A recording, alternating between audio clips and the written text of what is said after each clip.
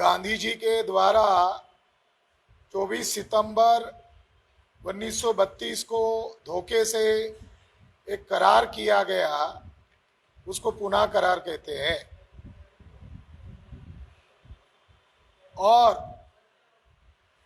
17 अगस्त 1932 को डॉक्टर बाबा साहब अंबेडकर जो लंदन में लड़ाई लड़े, उसके तहत उन्हें कम्युनल अवार्ड से राइट मिला था 17 अगस्त 1932। और 24 सितंबर 1932 को गांधी जी के द्वारा पुनः करार करके दलालों की सिस्टम हमारे समाज पर थोप दी गई। कम्युनल राइट्स का मतलब था जो हिंदू नहीं है उन्हें वो राइट मिलेगा। जैसे सिखों को कम्युनल राइट्स था, मुसलमानों को था, एंग्लो इंडियंस को था। गांधी जी ने कहा मैं जान की बाजी लगाऊंगा मगर मैं इनको अधिकार नहीं दूंगा। तो गांधी जी के आश्रम में वो अपने कार्यकर्ताओं को संबोधित कर रहे थे, तब उनके पास उनका पीए महादेव भाई देसाई बैठा हुआ था, डायरी में नोट कर रहा था। और वो जो बात की महादेव भाई देसाई ने वो डायरी में नोट करके रख दी। गांधी जी मर गए, महादेव भाई देसाई मर गए, डायरी जिंदा थी, सबूत जिंदा था। बाबा साहब अंबेडकर एक मूवमेंट चला रहे हैं और गांधी जी अलग मूवमेंट चला रहे हैं। इसके ऊपर रिसर्च करने के लिए एक अमेरिका की रिसर्च स्कॉलर एलनार जेलियट इंडिया में आई और उसके हाथ में वो डायरी पड़ गई।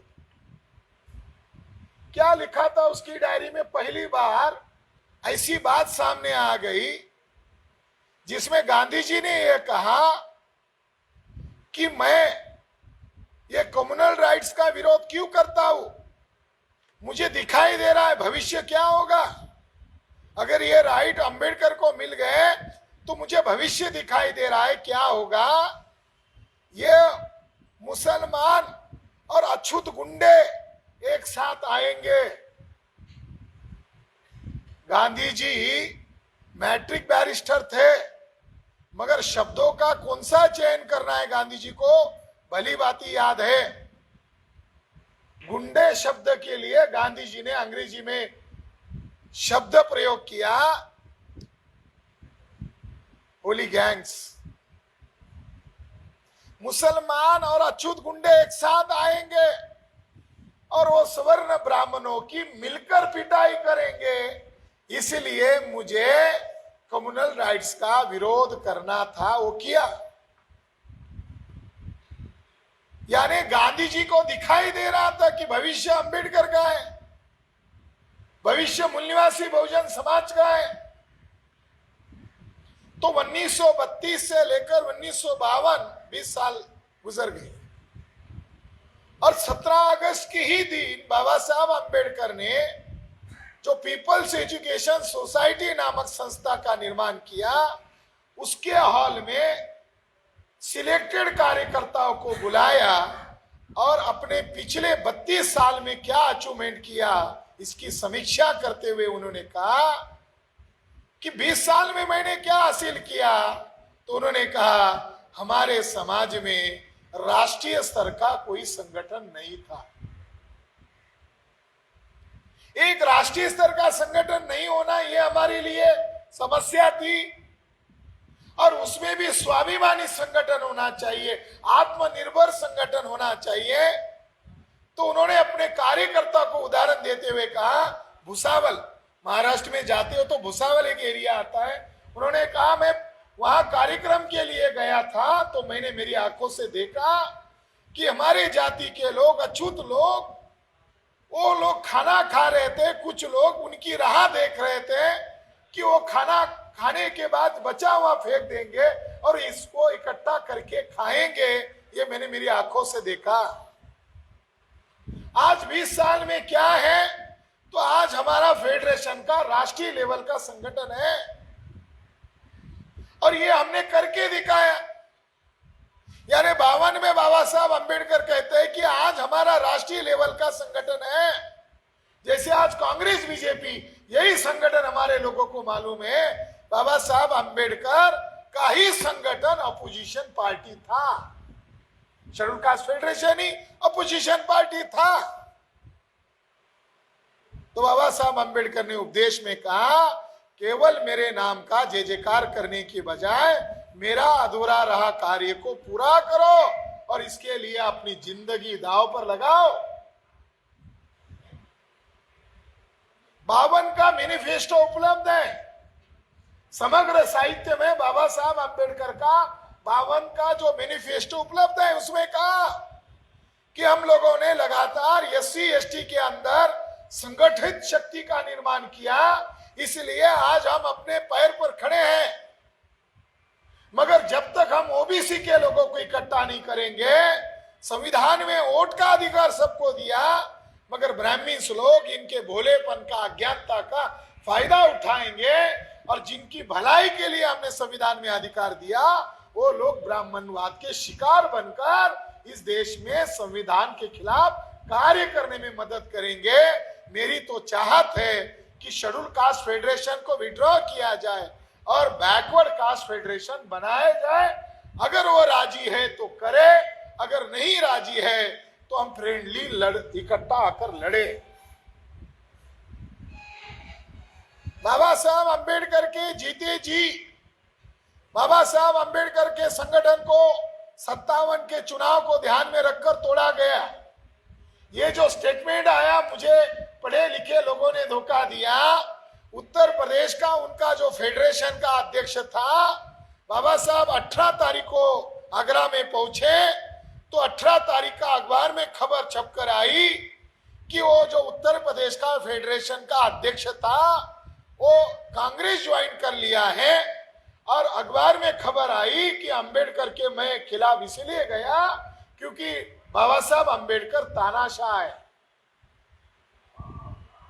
आरोप लगाया, जिसको प्रेसिडेंट बनाया वो बाबा साहब अंबेडकर के ऊपर आरोप लगा कर गया। तो संदर्भ के साथ बाबा साहब अंबेडकर ने कहा, मुझे पढ़े लिखे लोगों ने धोखा दिया। पीपल उसका नाम था, उत्तर प्रदेश में पीपल नाम के लोग हैं। हो गया, 16 लोग थे, वो लंदन में पढ़ाई के लिए भेजे, एक भी काम के लिए नहीं आया। संदर्भ के साथ कहा, मुझे पढ़े लिखे लोगों ने धोखा दिया। बहुत सारे लोगों को बुरा लगता है, अरे हमको बुला भी रहे हो और हम पढ़े लिखे भी हैं। समाज में प्रतिक्रिया आती है, अरे हमको बुला भी रहे हो और कार्यक्रम का सब्जेक्ट भी बना रहे हो, मुझे पढ़े लिखे लोगों ने धोखा दिया, हमको बुरा लग रहा है। आंदोलन की समीक्षा करने के लिए सब्जेक्ट रखा। इतिहास जानना है, समझना है, संदर्भों के साथ समझना है। बीपी मौर्य उत्तर प्रदेश में एक नेता थे, बीपी मौर्य, वो कांग्रेस में चले गए। लोगों ने उनको पूछा, भाई क्यों गए कांग्रेस में? तो उन्होंने जवाब दिया, हम कांग्रेस वालों को अंबेडकरवाद समझाने के लिए अंदर गए थे, अंबेडकरवाद समझाने के लिए। बाद में कांग्रेसवादी बन गए, हरिजनवादी बन गए। महाराष्ट्र में कांशीराम जी खापड़े मिलने गए दादा साहब गायकवाड़ को नासिक में, ये कहने के लिए कि भाई आपने फेडरेशन उत्तर प्रदेश में, पंजाब में, मध्य प्रदेश में, दिल्ली प्रदेश में आपने इनकी राय मशवरा लिए बगैर कांग्रेस के साथ समझौता करने का फैसला लिया। और समझौता भी कितना किया? 2 एमएलसी, 1 राज्यसभा की सीट और 5 लाख रुपए में तुम बाबा साहब की मूवमेंट को बेच रहे हो। तुम तो लेफ्टिनेंट हो, हमारी बात, हम तो एम्प्लॉय लोग हैं, मगर तुम तो हमारे राजनीतिक नेता हो, तुमको उनके साथ समझौता नहीं करना चाहिए। तो कांशीराम जी को दादा साहब गायकवाड़ ने कहा, काशी ये तुम्हें समझ में नहीं आ रहा है, अंबेडकरवाद बोलने के लिए अच्छा है, इससे एमपी एमएलए नहीं बनते। ये जो तुम बोल रहे हो इतना इतना हो सकता है, ये हो शकत नहीं, यानी मराठी में कहा ये हो नहीं सकता। तोड़फोड़ हुई। तोड़फोड़ का सिद्धांत क्या है? तोड़फोड़ कौन करता है? तोड़फोड़ दुश्मन करता है, जो बाबा साहब अंबेडकर के समय हुआ। एक को फेडरेशन का सेक्रेटरी बना है पीएन राजभोज, और साउथ इंडिया में एक नेता है फेडरेशन का एक समय का अध्यक्ष, जिसका नाम है एन शिवराज। ये 1955 में ओपनली कांग्रेस के साथ गए। एन शिवराज ने अपोज किया कि हम शेड्यूल कास्ट के ही संगठन बनाएंगे, हमें ओबीसी का क्या लेना देना है। टाइम्स ऑफ इंडिया में बाबा साहब की जन्म तारीख है 14 अप्रैल, 15 तारीख को उसकी खबर आई कि एन शिवराज ने कांग्रेस को ज्वाइन कर लिया, और अंबेडकर को तानाशाह कहते हुए उसने ये आरोप लगाए, भ्रष्टाचार के तक आरोप लगाए। बाबा साहब अंबेडकर ने उसको 1955 में सिद्धांत के आधार पर निकाल दिया। एन शिवराज, पीएन राजभोज जो सेक्रेटरी था शेड्यूल कास्ट फेडरेशन का, बाबा साहब कुछ 10-12 हजार वोटों से हार गए और फर्स्ट एमपी चुनकर आया सोलापुर लोकसभा से, जिसका नाम था पीएन राजभोज। ये यहां आता था दिल्ली में, बाबा साहब उसको लिख के देते थे, तू क्वेश्चन आवर में नेहरू के ये सवाल पूछ। ये उस दिन गायब होता था, जानकारी लिया, बैंकॉक गया, श्रीलंका गया, तिब्बत गया, और वो बाबा साहब बोलते मेरे पास पार्टी को चलाने के लिए चंदा नहीं है, तुम फॉरेन टूर कहां से कर रहे हो? तो सवाल नहीं पूछे, इसलिए नेहरू उसको फॉरेन में भगाता था। गद्दार कह के निकाल दिया 1955 में। तो बाबा साहब अंबेडकर का ये स्टेटमेंट ब्लेम लगाने के लिए नहीं है, मुझे पढ़े लिखे लोगों ने धोखा दिया, इससे आज हमको वर्तमान में सबक लेना है। आज जो परिस्थिति विकट बनती जा रही है, इसके लिए कौन जिम्मेदार है? इसके लिए मेहनत मजदूरी करने वाला व्यक्ति जिम्मेदार है। इसके लिए जिसकी पढ़ाई 0 है वो व्यक्ति जिम्मेदार है। इसके लिए कौन व्यक्ति जिम्मेदार है? तो समाज को जागरूक करने का कार्य बुद्धिजीवी वर्ग कर सकता है। कांशीराम जी कहा करते थे, केवल एक किताब से हमने मामसे बनाया, एनिहिलेशन ऑफ कास्ट। उसमें बाबा साहब अंबेडकर ने कहा कि समाज का सत्यानाश अगर किसी ने किया है वो ब्राह्मणों ने किया है, क्योंकि उनके पास बुद्धि थी, मगर बुद्धि का उपयोग जन कल्याण के लिए नहीं किया।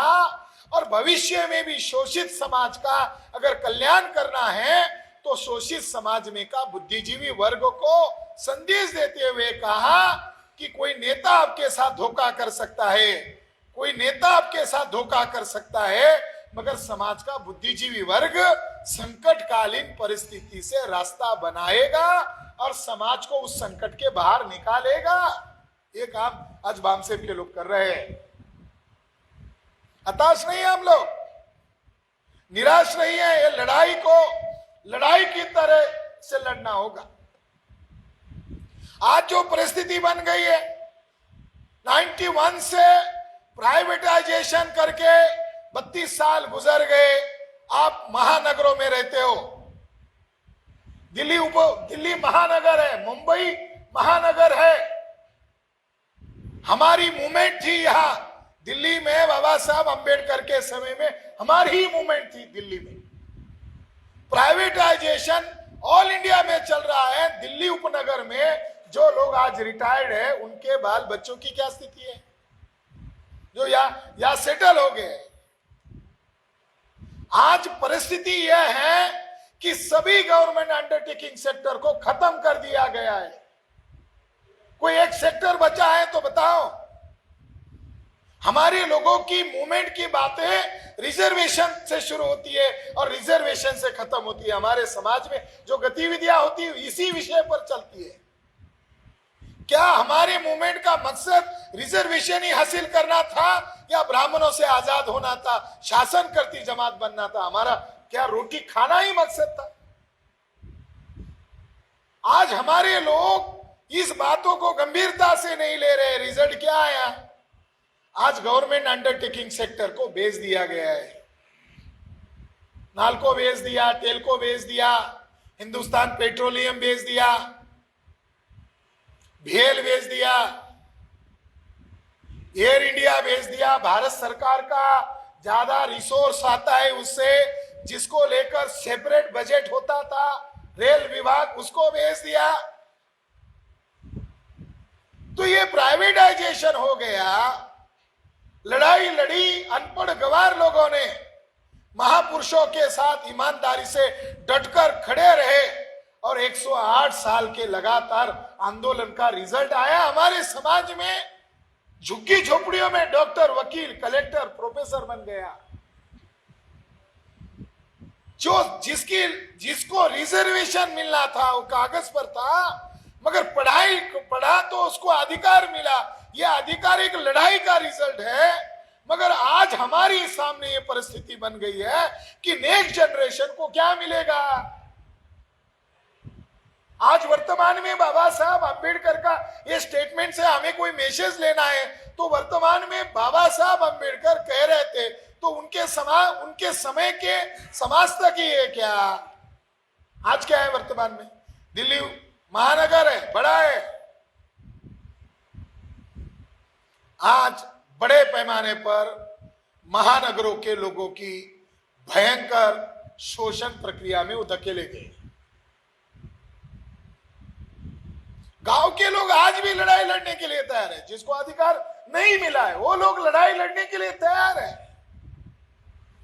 मगर जो पढ़ा लिखा वर्ग है वो इस बारे में ज्यादा संवेदनशील होना चाहिए। उसके अंदर एक अकल आ गई है, भाई मुझे बामसेब के कार्यक्रम को जाना है तो मुझे डोनेशन भी देना है, मुझे वो बात भी सुननी है।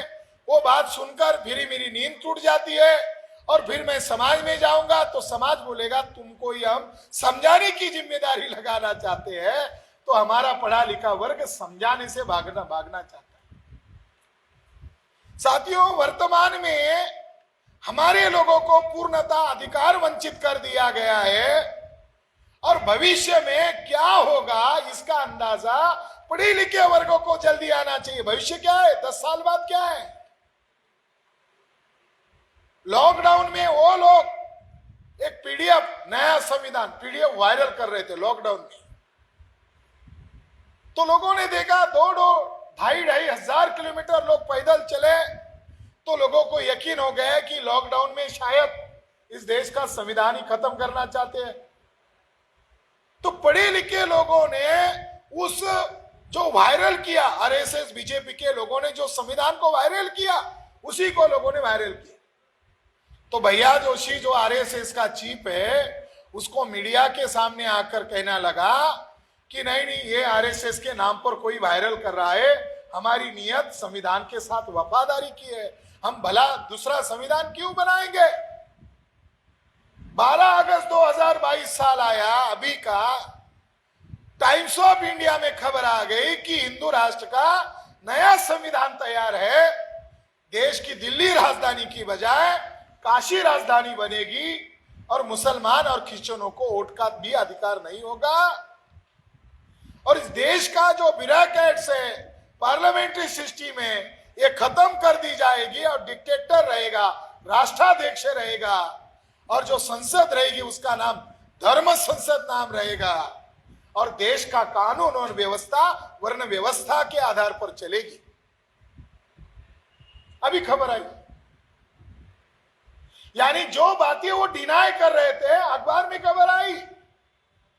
बाबा साहब अंबेडकर ऑपोजिशन में थे तो बाबा साहब को पता चला, बजट आया तो बजट में से ढेर सारा पैसा नंगा होने के लिए कुंभ मेला के नाम पर खर्च किया। तो बाबा साहब ने बड़ी सभा में कहा, नेता हो तो ऐसा हो, सत्ता नहीं है मगर समाज को संविधान क्या है वो बता रहा है। बाबा साहब ने बड़े शेर की तरह गरजते हुए कहा, मैं अगर प्रधानमंत्री होता तो नेहरू को सूली पर चढ़ा के मार डालता। इसके लिए संविधान बना है, पंडों को पैसा देने के लिए संविधान बना है।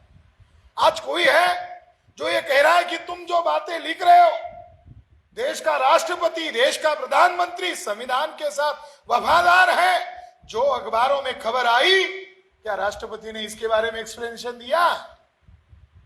क्या प्रधानमंत्री ने इसके बारे में एक्सप्लेनेशन दिया? जो प्रधानमंत्री ब्राह्मणों के सामने घुटने टेक कर राष्ट्र के प्रतीक का अपमान कर रहा हो और नई संसद बनाने के लिए राष्ट्र के प्रतीकों को विकृत कर रहा हो, उनसे अपेक्षा की जा सकती है। साथियों, कर्मचारियों का संगठन है, मगर इस देश में आप सबको, सभी मूल निवासी बहुजनों को सड़क पर उतरने की तैयारी करनी होगी। नौकरी नहीं होगी तो कहां कर्मचारियों का संगठन है? संगठन बनाने के लिए संगठन नहीं बनाया, आंदोलन के लिए संगठन बनाया। आज वामसेब के द्वारा 86 ऑफशूट विंग जन आंदोलन की तैयारी कर रही है। तो अलग अलग राज्यों में देखो, अलग अलग राज्यों में सरकारें बदली जा रही है, चाहे जायज तरीके से हो या नाजायज तरीके से हो। महाराष्ट्र का एक पूर्व आईजी है जिसका नाम है मुशर्रफ साहब, उन्होंने किताब लिखी है 26/11 के ऊपर उन्होंने किताब लिखी है और उनका दावा है कि 26/11 को जो आतंकवादी हमला हुआ और रेल पर पटरी पर कई सारे आम लोगों को AK-47 से मार दिया गया और ताज होटल में जो घुसे थे आतंकवादी, और उसी समय महाराष्ट्र का ATS प्रमुख था करकरे और उनके साथी थे कामटे और कालसकर, इन तीनों की हत्याएं कोई संजोग से नहीं हुई और इनको कोई टेररिस्ट लोगों ने नहीं मारा। तो पूर्व आईजी का यह दावा है कि मिलिट्री के अंदर जो IB सेक्शन है, वो IB के ब्राह्मिन्स लोगों ने वो पुलिस अधिकारियों की हत्याएं की, जिनके पास RSS के पुख्ता सबूत थे कि भारत में एक ही जगह पर RSS के लोगों ने बम ब्लास्ट किए, इसके सबूत थे। अब उस केस पर दफन करना चाहते थे। अगर वो केस होती तो RSS को 2009 में ही 2012 में ही बैन हो जाता, मगर कांग्रेस के लोगों ने उसके ऊपर कार्रवाई नहीं की। मगर उस आईजी का दावा है RSS आतंकवादी संगठन है, इसको पर्दा डाला जाए, इसके लिए जो अधिकारी जांच कर रहे थे उनकी हत्या IB के लोगों ने की।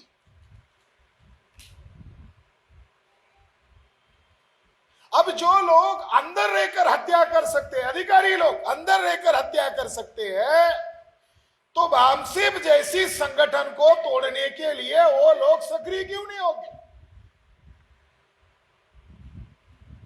वामसेब संगठन को तोड़ने के लिए एक व्यक्ति का वीक पॉइंट ढूंढा है, सिंगल, जिसका नाम VL मातंग है। उन्नाव में जाकर स्टेटमेंट दिया, अनवांटेड, इलीगल। जब कोर्ट केस शुरू हुआ, वहां से यूपी से मैदान छोड़कर वो आदमी भाग गया और घर पकड़कर छुट्टी का बहाना लेकर संगठन तोड़फोड़ का काम शुरू किया और साथ में कुछ लोगों को गुमराह करके काम किया। इसमें दिल्ली प्रदेश में भी एक व्यक्ति है, डॉक्टर राजेश, हम लोगों ने उनके साथ काम किया है। हमारा ये दिल्ली का संगठन सेंट्रल का यूनिट है, उन्होंने उसको मैनेज किया और तोड़फोड़ करने की गतिविधि किया। और IB के द्वारा 14 स्टेट के हमारे अलग अलग स्टेट प्रेसिडेंट को फोन आए IB विभाग के कि अरे भाई सुनने में आया आपका संगठन तोड़ दिया गया है। तो IB के लोगों का इंटरेस्ट क्या है? हम लोग सेंटर के पदाधिकारी लोग, डेली हमारा राष्ट्रीय अध्यक्ष जी से वार्तालाप होता है, डायलॉग होता है, मेरा भी उनसे डायलॉग हुआ। और एक दिन अचानक खबर आई कि वही कुमार काले और मातंग ने मेरा और माननीय मेश्राम साहब का 1-1.5 मिनट का जो डायलॉग है उसका वीडियो बनाकर सोशल मीडिया में डाल दिया। अब हमारी निजी जानकारी जो व्यक्ति संगठन छोड़ के चला गया उसके पास कहां से आ गई? ये तो बहुत बड़ा संगीन मामला है। हमने FIR तक किया और उसकी कानूनन प्रक्रिया कर रहे हैं, सुप्रीम कोर्ट में केस डाल रहे हैं। इतना बड़ा संगठन, अभी तक इतना बड़ा SC ST OBC का संगठन, वामसेब के अलावा कोई बड़ा संगठन नहीं है। निगरानी है हमारे ऊपर। मोहन भागवत ने खुद एग्री किया है कि इस देश को हिंदू राष्ट्र नहीं बना सकते, 2016 में एग्री किया। उसको पूछा क्यों, तो उसने कहा बामसेफ संगठन हिंदू राष्ट्र बनाने के लिए अवरोध है, इसमें मेंबर भी नहीं हो सकता है ब्राह्मण। तो उसने कहा अभी उनके ऊपर निगरानी रखो। 2016 में हिंदुत्व नामक किताब में भागवत ने जवाब दिया, इनके ऊपर निगरानी रखो। जो लोग समझौता कर लिए वो लोग तोड़फोड़ की काम में लगे हुए। और ये हमारा सेंट्रल यूनिट है दिल्ली प्रदेश। इसलिए साथियों, जो लोग हमारी बातों पर, हमारी फंडामेंटल राइट है, निजता का अधिकार हनन कर रहे हैं, सुप्रीम कोर्ट में जाकर लड़ाई लड़ेंगे, मैदान में भी लड़ रहे। यहां दिल्ली प्रदेश से लगा हुआ प्रदेश हरियाणा है, वहां हमारी डीएनए कॉन्फ्रेंस है। डीएनए कॉन्फ्रेंस क्या है? डीएनए ना वामन मेश्राम का पक्ष लेगा ना भागवत का पक्ष लेगा, जो सच्चाई है उसका पक्ष लेगा। वन साइड प्रचार किया कि राखीगढ़ी में ब्राह्मण का डीएनए मिला, ब्राह्मण का डीएनए मिला। वहां उस रिपोर्ट में ऐसा है ही नहीं। जब हम बात कर रहे हैं तो हमारी बोली को लगाम लगाने के लिए एसपी और कलेक्टर ने हॉल वालों को धमकियां दिया, और धमकियां ही नहीं दिया तो वहां से जो जानकारी मिली, वहां बीजेपी के अध्यक्ष ने मेमोरेंडम दिया पहले, और हथियार लेकर परशुराम का नारा लगाते हुए हमारे राष्ट्रीय अध्यक्ष जी की जान कदम रखते ही हम हत्या करेंगे, इस लेवल तक वीडियोस रिलीज किए। साथियों, एक तरफ वो तोड़फोड़ कर रहे हैं और दूसरी तरफ वो नेतृत्व को बदनाम कर रहे हैं, और लोगों का समर्थन नेतृत्व के साथ है। वो तोड़फोड़ करके वो विफल हो गए, वो 2-4 लोग सिंगल आउट हो गए। जन समर्थन वामन मेश्राम जी के साथ है, तो डीएनए कॉन्फ्रेंस का विरोध किया। फिर दिल्ली में हमने अंबेडकर हॉल में जाहिर किया कि हम जल्द ही आरएसएस के हेडक्वार्टर पर मोर्चा लेके जाएंगे। वो हमारी बोली को रोकने का अधिकार नहीं है उनको, मगर ये हरियाणा में संविधान लागू नहीं है, ऐसा आप संदेश दे रहे हो। कल फिर दिल्ली में हमको सभा लेनी है तो ऐसा ही वो कर सकते हैं, महाराष्ट्र में ऐसा कर सकते हैं। अभी इन लोगों ने कानपुर में अधिवेशन आयोजित किया बामसेफ का, 37वां बामसेफ का राज्य अधिवेशन, उत्तर प्रदेश कानपुर। वहां पर ब्राह्मण ने कहा, और संगठन भी ब्राह्मण का, यानी उन्हीं की नाजायज औलादे आगे आ रही है। सरकार प्रशासन उनका समर्थन कर रहा है। मैं हूं ब्राह्मण महासभा संगठन का नाम, सत्ता उनकी, उन्होंने विरोध किया, और प्रशासन ने झूठे एफआईआर दिखाए, झूठी कंप्लेंट दिखाई, ब्राह्मण की कंप्लेंट दिखाई। जब उसको पूछा गया, वामन मेश्राम साहब राष्ट्रीय स्तर के हमारे अध्यक्ष है, उनके खिलाफ एक तो भी कंप्लेंट दिखाओ, एक तो भी एफआईआर दिखाओ। तो उन्होंने जवाब दिया एक भी नहीं, छानबीन किया एक भी नहीं। मगर कब? कार्यक्रम होने के बाद।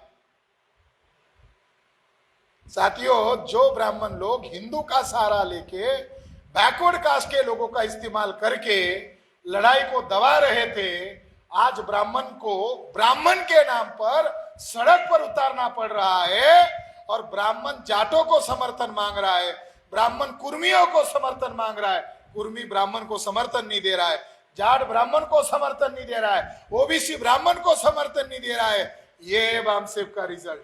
लोग पूछ रहे हैं ना, क्या है बामसेफ ने क्या किया? ये है रिजल्ट।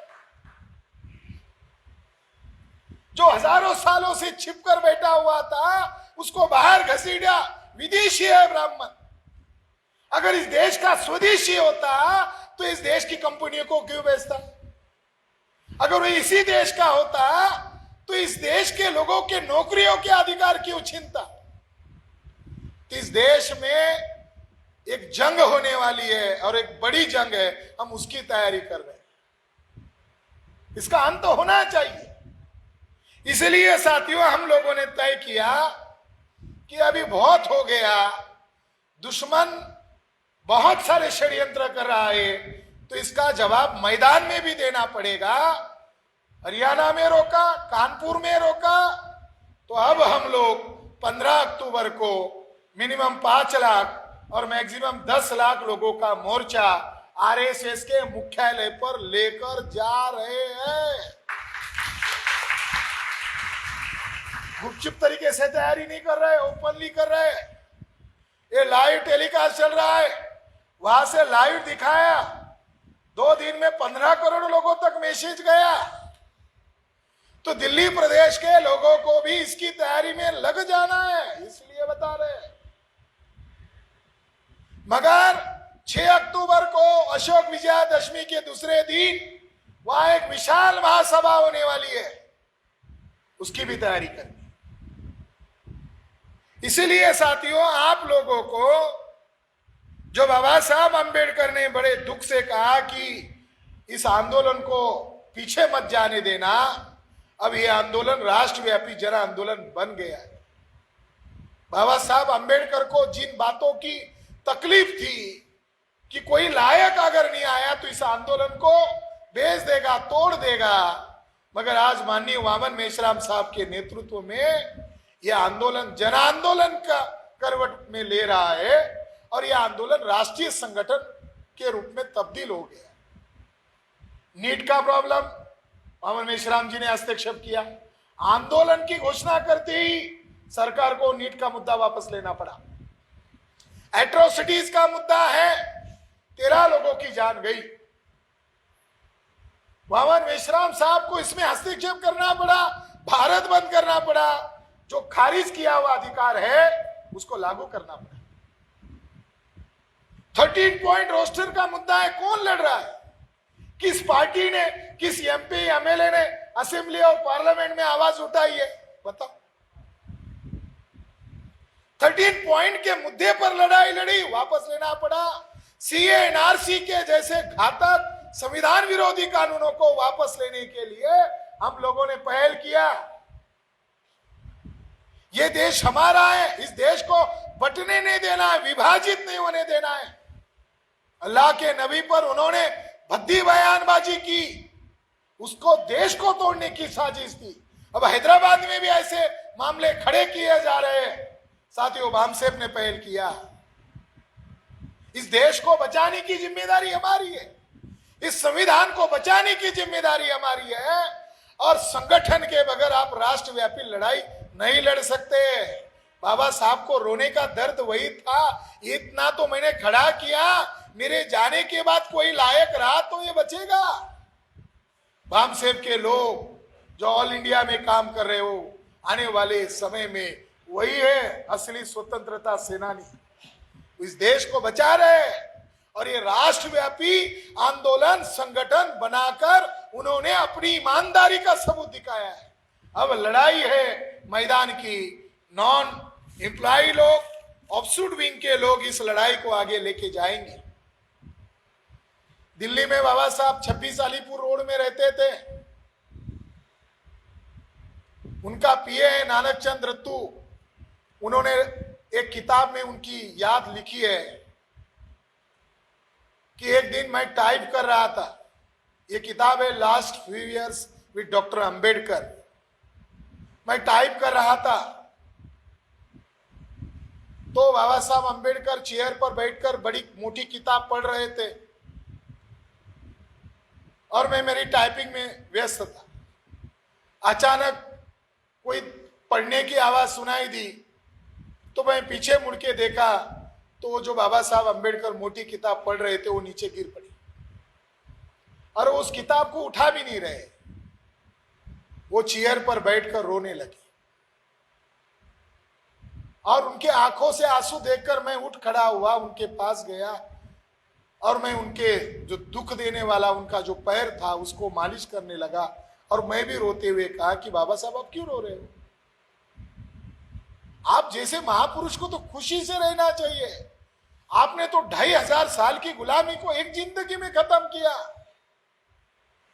तो उन्होंने यही कहा, नानक मैं दुख कहता हूं मगर कहने के लिए कोई लायक आदमी नहीं, कि जहां तक मैंने इस कारवा को लाया है ये इसी स्थिति में रहेगा तो भी चलेगा, जो कोई लायक वो आएगा इसको चलाएगा, मगर नालायक लोग अगर रहे तो इस आंदोलन को पीछे लेके जाएंगे, इसका दर्द मुझे होता है।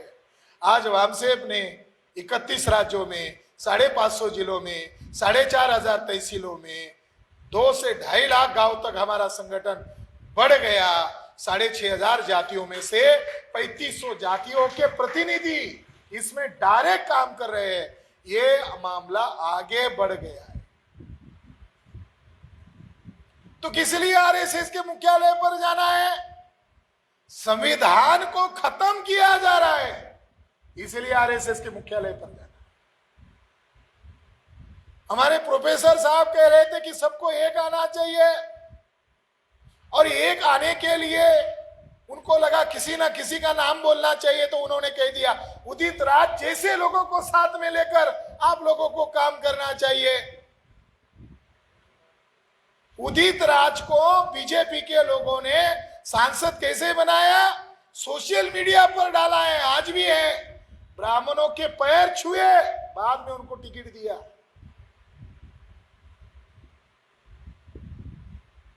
साथियों, जिन लोगों को आप साथ में लेने की बात कर रहे हो, अच्छी बात है, सद्भावना है, मगर सिद्धांत क्या बता रहा है?